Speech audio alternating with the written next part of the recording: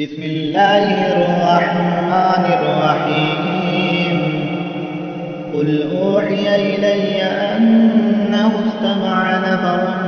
من الجن فقالوا إنا سمعنا قرآنا عجبا يهدي إلى الرشد فآمنا به ولن نشرك بربنا أحدا وأنه تعالى جد ربنا ما اتخذ صاحبة ولا ولدا وأنه كان يقول سفيهنا على الله شططا وأنا ظننا أن لن تقول الإنس والجن على الله كذبا وأنه كان رجال من الإنس يعوذون برجال من الجن فزادوهم رهقا وأنهم ظنوا كما ظننتم أن لن يبعث الله أحدا وأنا لمسنا السماء فوجدناها مليت حرسا شديدا وشهبا وأنا كنا نقعد منها مقاعد للسمع فمن يستمع الآن يجد له شهابا رصدا وأنا لا ندري أشر أريد بمن في الأرض أم أراد بهم ربهم رشدا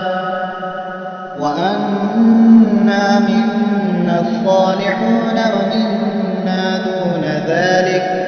كنا طرائق قددا وأنا ظننا أن لن نعجز الله في الأرض ولن نعجزه هربا وأنا لما سمعنا الهدى آمنا به فمن يؤمن بربه فلا يخاف بخسا ولا رهقا وأنا منا المسلمون ومنا القاسطون فمن أسلم فأولئك تحروا رشدا وأما القاسطون فكانوا لجهنم حطبا وأن لو استقاموا على الطريقة لأسقيناهم ماء غدقا لنفتنهم فيه ومن يعرض عن ذكر ربه يسلكه عذابا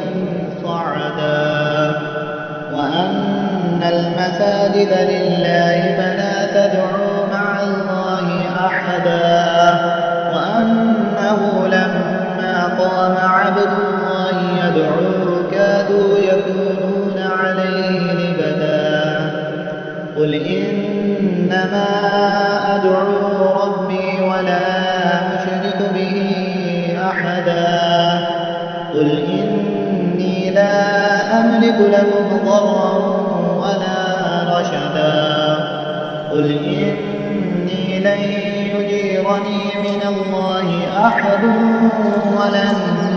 أجد من دونه ملتحدا إلا بلاغا من الله ورسالاته ومن